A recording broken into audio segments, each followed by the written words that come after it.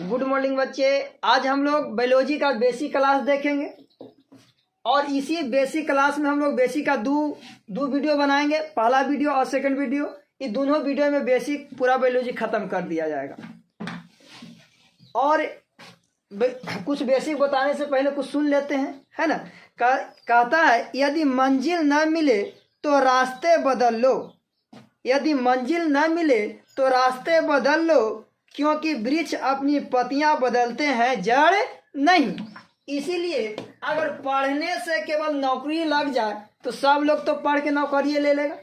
तो पढ़िए, देखिए अगर नौकरी नहीं लगा तो ज्ञान की तो जरूर प्राप्ति होगी। इसीलिए लगन से कोई चीज लगन से करिए, है ना, धैर्य बना के रखिए, है ना।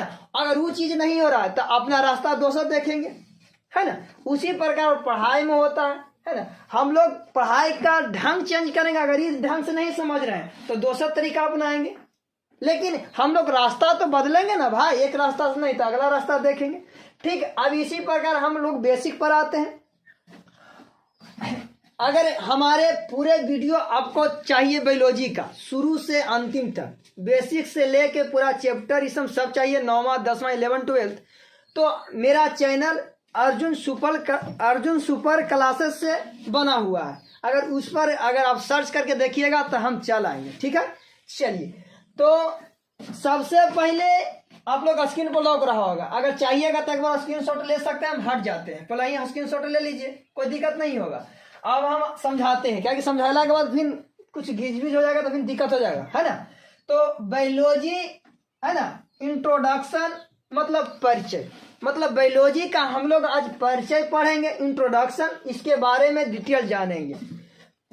सबसे पहले जानेंगे कि जीव विज्ञान शब्द के उत्पत्ति कौन से हुआ है बाबू? बायोलॉजी से हुआ है। कौन से?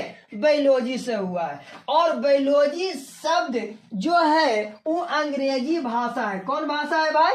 अंग्रेजी भाषा है। और अंग्रेजी भाषा जो है कौन सी है? बायोलॉजी।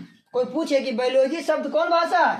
अंग्रेजी भाषा का है। और बायोलॉजी शब्द के उत्पत्ति बायोस प्लस लाइगोस से हुआ है। बायोस प्लस लाइगोस से हुआ है। और बायोस प्लस लाइगोस शब्द है वो ग्रीक भाषा का है। कौन भाषा का है भाई? ग्रीक भाषा का है। और कहता है कि जो बायोस का अर्थ होता है वो जीवन होता है। क्या होता है? जीवन, मतलब लाइफ।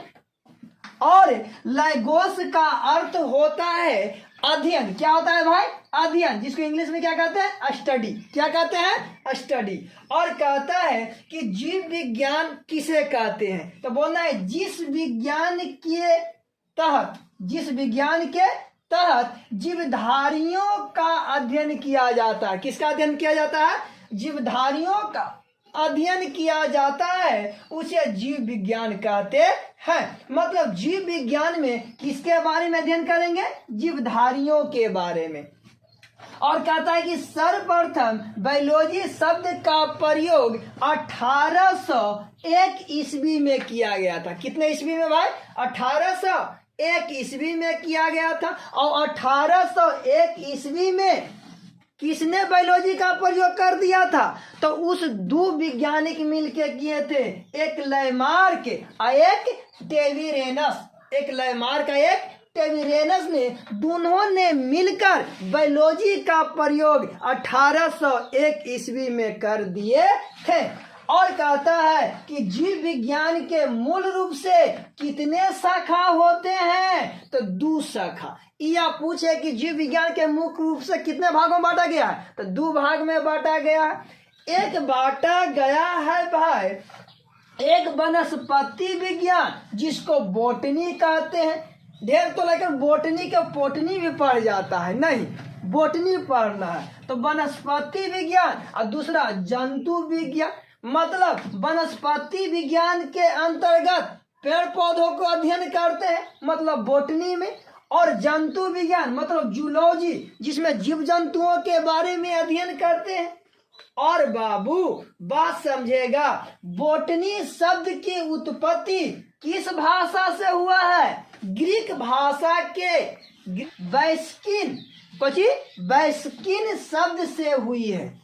और कहता है जिसका अर्थ क्या होता है बाबू? चरना। क्या होता है?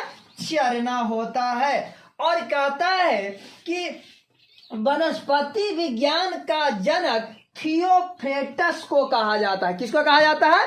थियोफ्रेटस साहब को कहा जाता है। और थियोफ्रेटस साहब ने एक बुक लिखे थे और उस बुक में 500 वनस्पतियों के बारे में अध्ययन किए थे। कितने वनस्पतियों के बारे में?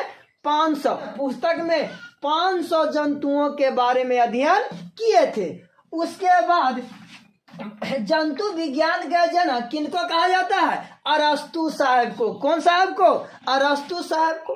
अरस्तु साहब ने भी एक बुक लिखे थे, एक ग्रंथ लिखे थे। उस ग्रंथ में उसने भी 500 जीव जंतुओं के बारे में अध्ययन किए थे। कौन किए थे?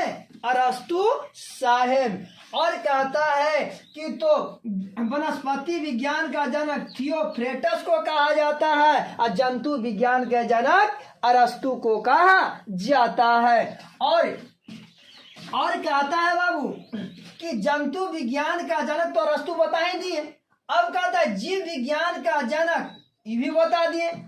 जंतु विज्ञान के जनक भी अरस्तु और जीव विज्ञान के जनक भी अरस्तु साहब को कहा जाता है। और कहता है चिकित्सा विज्ञान का जनक हिपोक्रेटस को कहा जाता है। किसको कहा जाता है? हिपोक्रेटस को कहा जाता है। यह मानव रोगों पर लेख सर्वप्रथम लिखे थे। कौन लिखे थे? हिपोक्रेटस साहब ने। यहीं पर बेसिक क्लास खत्म करते हैं और इसका नेक्स्ट वीडियो आ जाएगा दूसरा पार्ट में। ठीक है। जय हिंद, जय भारत।